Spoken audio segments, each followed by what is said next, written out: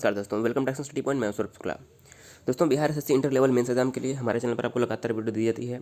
और दोस्तों, practice set का दोस्तों जो आज हमारा ये है 37वां वीडियो है। इसमें जो है आपको कुल मिलाकर जो है 50 प्रश्न दिए जाएंगे, जो कि काफ़ी इंपॉर्टेंट होंगे।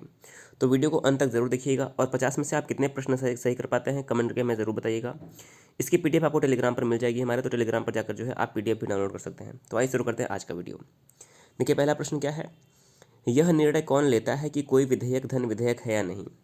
तो ये प्रश्न काफ़ी इंपॉर्टेंट है। और देखिए, कोई विधेयक धन विधेयक है या नहीं, इसका निर्णय जो है लोकसभा के अध्यक्ष करते हैं, यानी कि लोकसभा के स्पीकर करते हैं।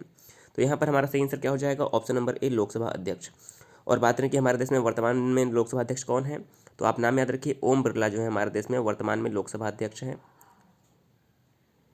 अगला प्रश्न देखिए, क्या दूसरा प्रश्न 52 नंबर प्रश्न हमारा है, बिहार के किस जिला को 1942 के आंदोलन के दौरान अपराधी जिला जो है घोषित किया गया था।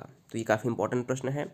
जो 1942 का आंदोलन हुआ था, भारत छोड़ो आंदोलन के समय में ही, तो बिहार का जो सारण जिला है इसे अपराधी जिला घोषित किया गया था। सही आंसर क्या हो जाएगा, सारण जिले को, क्योंकि यहाँ के लोगों ने जो है, आंदोलनकारियों ने जो है पुलिस थाने में आग लगा दी थी, ऐसी जो बात सामने आई थी, इसलिए जो है सारण जिले को जो है अपराधी जिला घोषित किया गया था। तो अगर आपने यहाँ पर डी चुना है तो आपका जवाब करेक्ट हो जाएगा। दोस्तों, किसी भी प्रश्न में आपको संशय लगता है कि हमने गलत बताया या फिर आपके मन में कोई दुविधा है, तो आप कमेंट करके हमें बता सकते हैं। अगला प्रश्न है कि कुषाण काल में सबसे अधिक विकास किस क्षेत्र में हुआ था। तो देखिए, ये काफ़ी इंपॉर्टेंट प्रश्न है। कुषाण काल जो है सबसे अधिक विकास हुआ था वास्तुकला का। कुषाण काल में देखिए, जो गांधार शैली है वास्तुकला की, आपने नाम सुना होगा, गांधार शैली जो है इसका जो विकास था प्रमुख रूप से जो है कुषाण काल में ही हुआ था। और कुषाण वंश, एक प्रश्न और बनता है कि कुषाण वंश के एक महान राजा थे कनिष्क, और कनिष्क के शासनकाल में जो है चौथी बौद्ध संगीति जो है कश्मीर के कुंडल वन में हुई थी। याद रखिएगा, चौथी बौद्ध संगीति कनिष्क के शासनकाल में पहली शताब्दी में जो है कुंडल वन में हुआ था। अगला प्रश्न है, कैबिनेट मिशन भारत कब आया था। देखिए, जो कैबिनेट मिशन योजना थी भारत कब आई थी, तो सही आंसर हो जाएगा 1946, 1946 में जो है कैबिनेट मिशन भारत में आया था। तो अगर आपने यहाँ पर सी चुना है तो आपका जवाब करेक्ट हो जाएगा। अगला प्रश्न है, नारंग कप किस खेल से संबंधित है। नारंग कप किस खेल से संबंधित है, तो इस प्रश्न का सही आंसर हो जाएगा ऑप्शन नंबर बी, बैडमिंटन से संबंधित है। ऑप्शन नंबर बी करेक्ट हो जाएगा। 56 नंबर प्रश्न है, विश्व युवा दिवस कब मनाया जाता है। तो देखिए, यदि हम बात करें कि विश्व युवा दिवस कब मनाया जाता है, तो सही आंसर क्या हो जाएगा, सही आंसर हो जाएगा हमारा ऑप्शन नंबर डी, 12 अगस्त। देखिए, प्रत्येक वर्ष जो है 12 अगस्त को विश्व युवा दिवस मनाया जाता है। और एक ऑप्शन आपको और याद रखना होगा, 12 जनवरी। देखिए, यदि हम बात करें कि विश्व युवा दिवस, तो हमारा हो जाएगा 12 अगस्त। और यदि हम बात करें कि राष्ट्रीय युवा दिवस कब मनाया जाता है, तो राष्ट्रीय युवा दिवस जो है 12 जनवरी को स्वामी विवेकानंद के जन्म दिवस को जो है राष्ट्रीय युवा दिवस मनाया जाता है। और विश्व युवा दिवस जो है 12 अगस्त को मनाया जाता है। तो इस प्रश्न का ऑप्शन नंबर डी जो है करेक्ट हो जाएगा।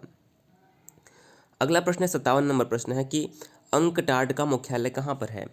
तो देखिए, अंकटाड का मुख्यालय जेनेवा में है, और इसके अलावा WHO यानी कि विश्व स्वास्थ्य संगठन का मुख्यालय भी जेनेवा में है। दोनों ऑप्शन आप याद रखिएगा। इसके अलावा बात करें कि जो हमारा कॉमनवेल्थ का मुख्यालय कहाँ पर है, तो कॉमनवेल्थ का मुख्यालय जो है लंदन में है, याद रखिएगा। अगला प्रश्न है, 58 नंबर प्रश्न हमारा है कि भारत की प्रथम महिला लेफ्टिनेंट जनरल कौन थी। तो देखिए, भारत की पहली महिला लेफ्टिनेंट जनरल कौन थी, तो देखिए इस प्रश्न का सही उत्तर क्या हो जाएगा, भारत की प्रथम महिला लेफ्टिनेंट जनरल कौन थी, तो सही आंसर हो जाएगा पुनीता अरोरा। क्या हो जाएगा दोस्तों, यहाँ पर टाइपिंग मिस्टेक है, सही आंसर क्या हो जाएगा, पुनीता अरोरा जो है सशस्त्र सेना में जो है पहली महिला लेफ्टिनेंट जो है जनरल ये है बनी है। तो ऑप्शन नंबर बी अगर आपने चुना है तो इस प्रश्न का सही आंसर हो जाएगा पुनीता अरोरा। अगला प्रश्न है 59 नंबर प्रश्न, DRDO द्वारा विकसित किया गया ध्रुव क्या है। तो देखिए 60 नंबर प्रश्न क्या, देखिए 59 नंबर प्रश्न दोस्तों जो है गलती से लिखा हुआ था, उसमें कुछ मिस्टेक था, इसलिए उसको हमने हटा दिया है। 60 नंबर प्रश्न देखिएगा, भारत में सबसे पहले तोपखाने का प्रयोग किसने किया था। तो भारत में यदि बात करेंगे सबसे पहले तोपखाने का प्रयोग किसने किया था, तो सही आंसर हो जाएगा बाबर ने। देखिए, बाबर ही भारत में मुगल वंश का संस्थापक था, और इसी ने जो है सबसे पहले तोपखाने का भारत में प्रयोग किया था। ऑप्शन नंबर यहाँ पर जो डी है करेक्ट हो जाएगा। अगला प्रश्न है, घाना पक्षी विहार कहाँ पर स्थित है। तो ये इंपॉर्टेंट प्रश्न है, और जो घाना पक्षी विहार है ये हमारा हो जाएगा राजस्थान में है। घाना पक्षी विहार कहाँ पर है, राजस्थान में है। ऑप्शन नंबर सी यहाँ पर हमारा करेक्ट हो जाएगा। यदि हम असम की बात करें तो असम में क्या हो जाएगा, काजीरंगा और मानस राष्ट्रीय उद्यान। ये भी काफ़ी इंपॉर्टेंट है, कई बार पूछा गया है। अगला देखिए, और सिमलीपाल जो है उड़ीसा में है। अगला प्रश्न है, राष्ट्रीय शेयर बाजार का मुख्यालय कहाँ स्थित है, जिसे हम नेशनल स्टॉक मार्केट या फिर नेशनल स्टॉक एक्सचेंज भी कह सकते हैं। इसका मुख्यालय कहाँ पर है? तो देखिए, जो राष्ट्रीय शेयर बाजार का मुख्यालय है वो हमारा हो जाएगा मुंबई में। देखिए, जो बॉम्बे स्टॉक एक्सचेंज है मुंबई में, ये पूरे एशिया का सबसे पुराना स्टॉक एक्सचेंज माना जाता है, तो ये भी आप नाम याद रखिएगा। बॉम्बे स्टॉक एक्सचेंज और नेशनल स्टॉक एक्सचेंज, इन दोनों, ये जो दोनों हैं ये हमारे मुंबई में ही हैं। तो ऑप्शन नंबर ए यहाँ पर करेक्ट हो जाएगा। 63 नंबर प्रश्न है, राज्यसभा की सदस्यता के लिए न्यूनतम आयु क्या होनी चाहिए? तो दोस्तों, मैंने कई बार आपको बताया है कि ग्राम पंचायत के लिए 21 वर्ष, लोकसभा के लिए 25 वर्ष और राज्यसभा के लिए जो है न्यूनतम आयु जो होनी चाहिए वो 30 वर्ष होनी चाहिए। तो राज्यसभा की सदस्यता के लिए जो न्यूनतम आयु होनी चाहिए वो 30 वर्ष होनी चाहिए। तो अगर आपने बी ऑप्शन चुना है तो आपका जवाब सही है। अगला प्रश्न है 64 नंबर प्रश्न, एक राष्ट्र एक नेता का नारा किसने दिया था? तो जो एक राष्ट्र एक नेता है ये नारा दिया था हिटलर ने। ऑप्शन नंबर सी करेक्ट हो जाएगा, हिटलर ने दिया था। 65 नंबर प्रश्न है, नगर पालिका को संवैधानिक दर्जा किस संशोधन द्वारा मिला था? तो काफ़ी इंपॉर्टेंट प्रश्न है, देखिए आप याद रखिए। 73वें संविधान संशोधन द्वारा जो है पंचायती राज को संवैधानिक दर्जा मिला। 73वें संविधान संशोधन द्वारा पंचायती राज को, और 74वें संविधान संशोधन द्वारा जो है नगर पालिका को संवैधानिक दर्जा प्राप्त हुआ था। तो इस प्रश्न का हमारा सही आंसर क्या हो जाएगा?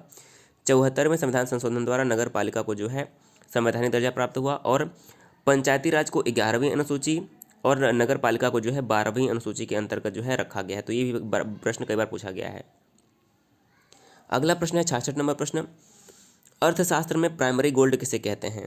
तो अर्थशास्त्र में जो प्राइमरी गोल्ड होता है वह 24 कैरेट गोल्ड को जो है प्राइमरी गोल्ड कहते हैं।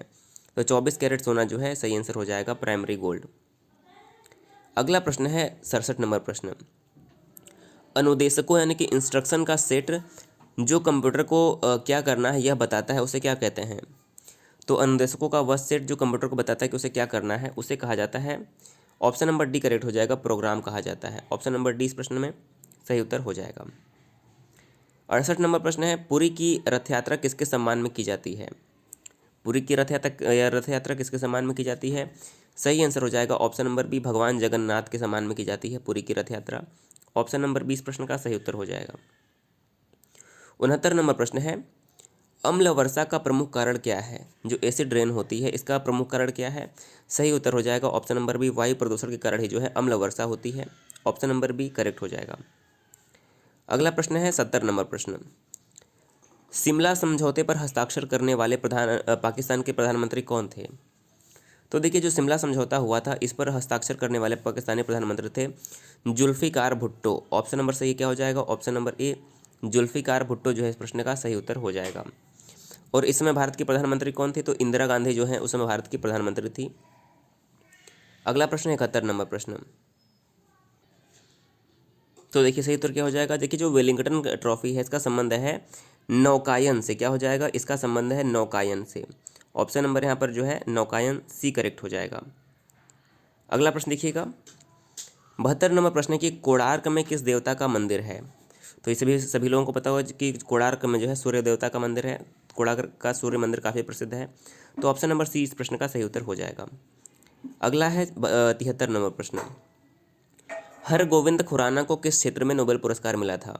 देखिए, हरगोविंद खुराना को किस क्षेत्र में नोबेल पुरस्कार मिला था? ऑप्शन देख लीजिएगा, जैव रसायन विज्ञान, चिकित्सा विज्ञान, साहित्य या फिर अर्थशास्त्र। तो सही आंसर हो जाएगा ऑप्शन नंबर बी, चिकित्सा विज्ञान में जो है हरगोविंद खुराना को नोबेल पुरस्कार मिला था। ऑप्शन नंबर बी करेक्ट हो जाएगा। बात करें कि नोबेल पुरस्कार प्राप्त करने वाले पहले भारतीय कौन थे? तो 1913 में गुरुदेव रविन्द्रनाथ टैगोर को जो है सबसे पहले साहित्य के लिए नोबेल पुरस्कार मिला था। उसके बाद जो है 1929 में सीवी रमन को जो है रमन इफेक्ट के लिए जो है भौतिकी का नोबेल में मिला। उसके बाद देखिए हरगोविंद खुराना को नोबेल पुरस्कार मिला। फिर मदर टेरेसा जो कि भारतीय मूल की हैं इन्हें नोबेल पुरस्कार मिला। तो ये कुछ नाम आप जो है याद रखिएगा। और हाल ही में जो है 2019 का नोबेल पुरस्कार जो है अर्थशास्त्र का नोबेल जो है भारतीय मूल के अभिजीत बनर्जी को मिला था। तो इनका भी नाम आपको याद रखना है। अगला प्रश्न है 74 नंबर प्रश्न, भारत में सबसे कम अवधि तक प्रधानमंत्री रहने वाले व्यक्ति कौन है? तो यदि बात करें कि भारत में सबसे कम अवधि तक प्रधानमंत्री रहने वाले व्यक्ति कौन है तो सही आंसर हो जाएंगे option number D, Atal Bihari Vajpayee. देखिए अटल बिहारी वाजपेयी का जो पहला कार्यकाल था वो मात्र 13 दिन का था, जो कि सबसे कम जो समय है कार्यकाल प्रधानमंत्री का। तो अटल बिहारी वाजपेयी करेक्ट हो जाएगा। अगर आपको इस प्रश्न में कोई संशय लगता है तो कमेंट करके जरूर बताइएगा। सबसे लंबा कार्यकाल की बात करें तो पंडित जवाहरलाल नेहरू जो थे, इनका कार्यकाल जो है सबसे लंबा रहा था, ये भी आपको याद रखना है। अगला प्रश्न है 75 नंबर प्रश्न, ओडिसी नृत्य है किस राज्य का? ओडिसी जो नृत्य है ये किस राज्य का नृत्य है? तो सही आंसर हो जाएगा ये उड़ीसा का नृत्य है। ऑप्शन नंबर यहाँ पर जो हमारा ए है करेक्ट हो जाएगा। केरल का शास्त्रीय नृत्य क्या है? तो केरल का कथकली और मोहिनी अट्टम हो जाएगा। आंध्र प्रदेश का कुचिपुड़ी हो जाएगा शास्त्रीय नृत्य। और महाराष्ट्र का लोक नृत्य क्या है? तो महाराष्ट्र का लोक नृत्य जो है वो लावड़ी है। 76 नंबर प्रश्न है कि कौन सी नदी अपनी दिशा अक्सर बदलती रहती है? तो सही आंसर हो जाएगा कोसी नदी जो है। कोसी नदी जो है अक्सर अपनी दिशा बदलती रहती है, इसीलिए जो है कोसी नदी को बिहार का शोक कहते हैं। ऑप्शन नंबर सी यहाँ पर करेक्ट हो जाएगा। अगला प्रश्न है, भारत में राष्ट्रपति के रूप में निर्वाचन के लिए योग्यता की न्यूनतम उम्र क्या है? यानी कि राष्ट्रपति के लिए निर्वाचन के लिए न्यूनतम उम्र सीमा क्या निर्धारित की गई है? तो सही आंसर हो जाएगा 35 वर्ष जो है राष्ट्रपति के लिए न्यूनतम उम्र रखी गई है योग्यता में। ऑप्शन नंबर ए करेक्ट हो जाएगा। 78 नंबर प्रश्न है, मगध साम्राज्य की राजधानी क्या थी? तो देखिए मगध साम्राज्य की राजधानी राजगृह भी रही थी और बाद में जो है मगध की राजधानी पाटलिपुत्र भी बनी। तो पाटलिपुत्र और राजगृह ये दोनों जो है कभी न कभी मगध की राजधानी रही थी। तो इस प्रश्न का सही उत्तर हो जाएगा उपर्युक्त में से एक से अधिक। ऑप्शन नंबर ई यहाँ पर करेक्ट हो जाएगा, क्योंकि ए पाटलिपुत्र और सी राजगृह जो है इस प्रश्न में दोनों उत्तर जो है सही है। अगला प्रश्न है कि जलपोत के निर्माण में कौन सा देश अग्रणी है? तो जलपोत के निर्माण में जो अग्रणी देश है वो हो जाएगा Japan. Option number A correct हो जाएगा। अगला प्रश्न है 80 नंबर प्रश्न, एक्सिमो कहाँ के खानाबदोश शिकारी हैं? एक्सिमो कहाँ के खानाबदोश शिकारी हैं? तो इस प्रश्न का सही उत्तर हो जाएगा ऑप्शन नंबर ए, ग्रीनलैंड के खानाबदोश शिकारी हैं एक्सिमो। ऑप्शन नंबर ए करेक्ट होगा। अगला प्रश्न है, वह अणु या परमाणु जो धन या ऋण चार्ज लेते हैं क्या कहलाते हैं? तो देखिए वह अणु या परमाणु जो धन या ऋण चार्ज लेते हैं उन्हें हम आयन कहते हैं। सही आंसर क्या हो जाएगा? 81 नंबर प्रश्न का आयन जो है करेक्ट आंसर हो जाएगा। अगला प्रश्न 82 नंबर प्रश्न, लोहे की चादर पर जिंक चढ़ाने की प्रक्रिया क्या कहलाती है? लोहे की चादर पर जिंक चढ़ाने की प्रक्रिया क्या कहलाती है? तो सही उत्तर हो जाएगा ऑप्शन नंबर सी, गैल्वनाइजेशन, या फिर हम गैल्वनीकरण कहते हैं हिंदी में। तो जो लोहे की चादर पर जिंक की परत चढ़ाई जाती है उसे गैल्वनीकरण कहते हैं। सी ऑप्शन करेक्ट हो जाएगा। अगला प्रश्न है देखिए 84 नंबर प्रश्न की एक रासायनिक तत्व के विभिन्न प्रारूपों को क्या कहा जाता है? तो एक रासायनिक तत्व के जो विभिन्न प्रारूप होते हैं उन्हें एलोट्रोप कहा जाता है। सही आंसर क्या हो जाएगा? ए ऑप्शन एलोट्रोप करेक्ट हो जाएगा। अगला प्रश्न है, सेल्सियस स्केल के अनुसार पानी कब उबलता है?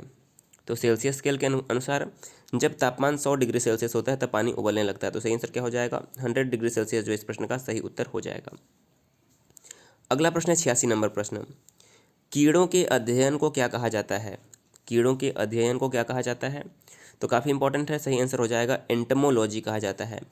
कीड़ों के अध्ययन को या फिर कीट पतंगों के अध्ययन को जो है एंटमोलॉजी कहा जाता है। ऑप्शन नंबर बी इस प्रश्न का सही उत्तर हो जाएगा। अगला है 87 नंबर प्रश्न, सूर्य के प्रकाश की उपस्थिति में कार्बन डाइऑक्साइड व पानी से कार्बोहाइड्रेट बनाने की प्रक्रिया क्या कहलाती है?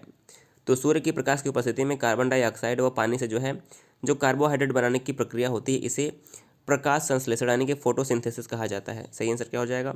ऑप्शन नंबर बी, प्रकाश संश्लेषण जो है कहा जाता है। अगला प्रश्न है 88 नंबर प्रश्न, निम्न बीमारियों में से कौन सी बीमारी बैक्टीरिया से होती है? तो सही आंसर क्या हो जाएगा? टाइफाइड जो बीमारी है यह बैक्टीरिया से होती है। तो ऑप्शन नंबर बी इस प्रश्न का सही उत्तर हो जाएगा। अगला प्रश्न है 89 नंबर प्रश्न, मलेरिया किसके द्वारा फैलता है? यानी किस मच्छर के द्वारा जो है मलेरिया फैलता है? तो सही आंसर हो जाएगा ऑप्शन नंबर बी, एनाफिलीज जो मच्छर है इसके कारण जो है मलेरिया फैलता है। तो एनाफिलीज मच्छर। ऑप्शन नंबर बी इस प्रश्न का सही उत्तर हो जाएगा। अगला प्रश्न है 90 नंबर, लाल रक्त कण यानी फिर लाल रक्त कणिका कहाँ पर बनता है? यानी कि लाल रक्त कणिकाओं का निर्माण कहाँ पर होता है? सही आंसर हो जाएगा ऑप्शन नंबर ए, बोन मैरो या फिर अस्थि मज्जा में जो है अस्थि मज्जा में जो है लाल रक्त कणिकाओं का निर्माण होता है। तो सही आंसर क्या हो जाएगा? ऑप्शन नंबर ए। 91 नंबर प्रश्न है, कृष्ण अष्टप्रधान किसके दरबारी सभासद थे? तो देखिए जो अष्टप्रधान थे ये किसके दरबारी थे? सही आंसर हो जाएगा शिवाजी के दरबारी थे। सही आंसर क्या हो जाएगा 91 नंबर प्रश्न का? ऑप्शन नंबर सी।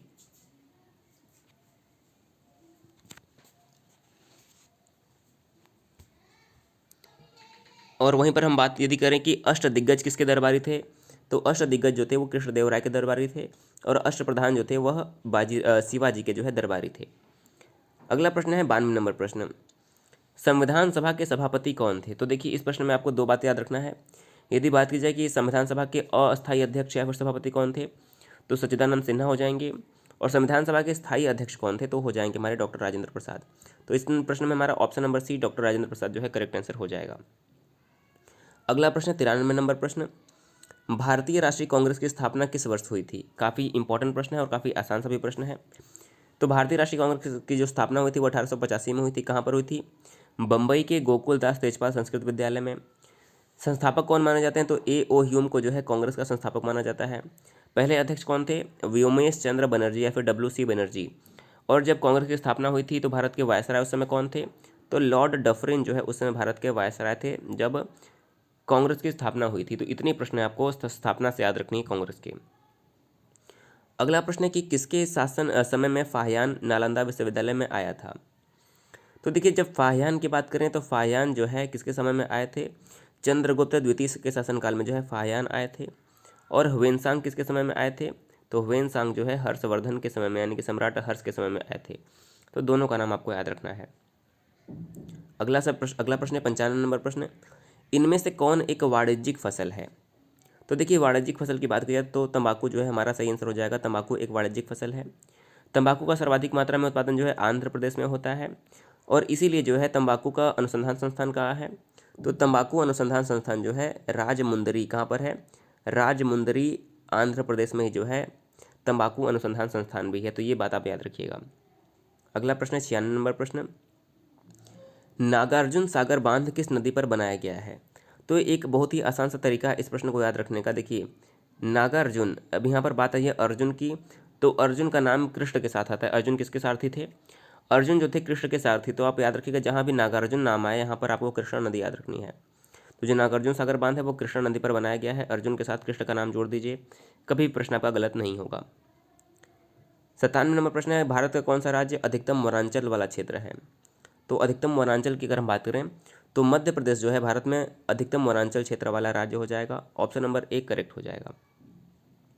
अगला प्रश्न है 98 नंबर प्रश्न, बिहार का क्षेत्रफल कितना है। वर्तमान में बिहार का क्षेत्रफल कितना है, सही आंसर हो जाएगा 94,163 वर्ग किलोमीटर जो है बिहार का क्षेत्रफल है। सही आंसर क्या हो जाएगा, ऑप्शन नंबर जो हमारा ए है करेक्ट हो जाएगा 94,163 वर्ग किलोमीटर।